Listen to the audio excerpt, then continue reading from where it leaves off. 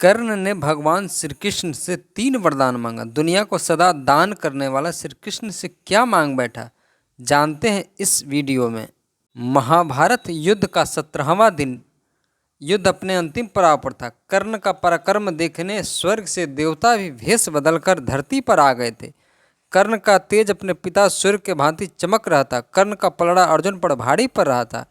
कई बार तो अर्जुन को बचाने के लिए भगवान श्री कृष्ण को बीच में आना पड़ा। युद्ध के बीच में भगवान श्री कृष्ण कर्ण को शाबाशी भी दे रहे थे, परंतु नियति तो हमेशा कर्ण के साथ छल ही करता आया था। अचानक से कर्ण के रथ का पहिया जमीन में धंस गया।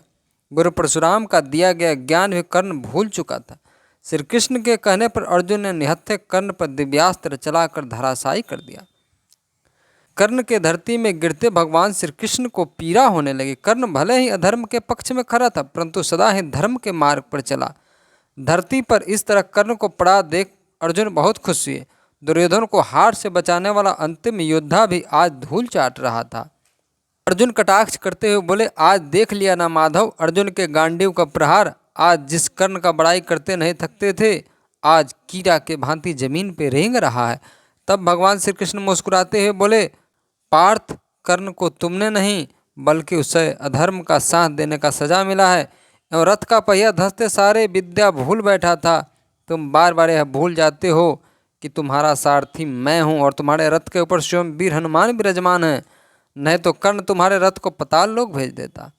कर्ण ने अपने जीवन तुम्हें दान में दिया है पार्थ। कर्ण की दानशीलता को पहचानो।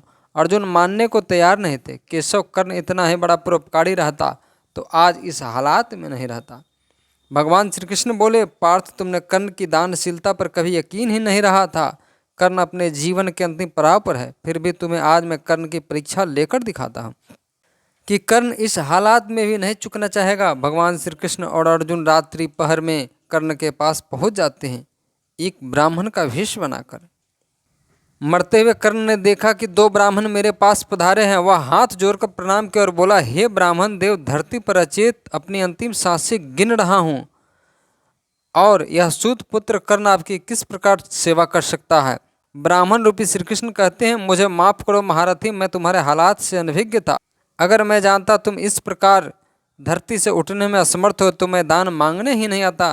तुम कोशिश करके भी मुझे संतुष्ट नहीं कर सकते हो, इसलिए खाली हाथ ही लौट जाता हूँ। कर्ण बोला, रुको ब्राह्मण देव। कर्ण ने आज तक अपने दरवाजे से किसी को खाली हाथ नहीं लौटने दिया, आज अपने जीवन के अंतिम क्षण में कैसे लौटा दूँ। मैं नहीं जानता हूँ कि मुझे नर्क मिलेगा या स्वर्ग, परंतु आज आप खाली हाथ लौट गए तो इस पाप से हमें कभी भी मुक्ति नहीं मिलेगी। कर्ण ने पास पड़े एक पत्थर से अपने सोने के दांत तोड़कर ब्राह्मण देव की ओर बढ़ा दिए। कर्ण की इस दानशीलता को देखकर अर्जुन की आंखें नम हो गई। ब्राह्मण रूपी भगवान श्री कृष्ण ने कर्ण से बोला, कर्ण, आपका यह दांत खून से लथपथ एवं अशुद्ध है। इस प्रकार का स्वर्ण दान करना एक ब्राह्मण का अपमान है, मैं इसे ग्रहण नहीं कर सकता। कर्ण रेंगते हुए पास पर धनुष उठा आसमान में चला दिया। आसमान से बारिश होने लगी। कर्ण अपने दांत को अच्छी तरह धोकर शुद्ध किए और ब्राह्मण देव को दान में दे देते हैं। कर्ण की दानशीलता को देखकर श्री कृष्ण की आंखों से भी आंसू छलक पड़े। वे अर्जुन सहित अपने असली रूप में आ गए और कर्ण को सहलाते हुए भगवान श्री कृष्ण बोले, वत्स, तुमने सदा से इस दुनिया को दान देते आए हो, आज कुछ मांगो, मैं तुम्हें देना चाहता हूँ। कर्ण के आनाकानी करने पर भी भगवान श्री कृष्ण ने बार बार कहने पर वह 3 वरदान मांगा। सबसे पहले कर्ण ने भगवान श्री कृष्ण से मांगा था, मेरे साथ जिस तरह का अन्याय हुआ है, आप यह सुनिश्चित करिए कि आने वाला समय में मेरे वर्ग के लोगों के साथ कभी भी इस तरह का न्याय ना हो।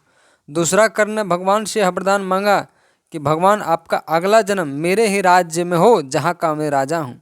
और तीसरा, कर्ण ने यह वरदान मांगा कि मेरा अंतिम संस्कार ऐसा व्यक्ति करे जो पाप मुक्त हो। कहा जाता है कि भगवान श्री कृष्ण ने अपने हाथों से ही कर्ण का अंतिम संस्कार किया था। दोस्तों, हम आशा करते हैं आपको हमारा वीडियो पसंद आया होगा। तो देर किस बात की, फटाफट मेरे चैनल को सब्सक्राइब करें, बेल आइकन को दबा लें। तो मिलते हैं एक नई कहानी के साथ, तब तक के लिए जय श्री कृष्ण।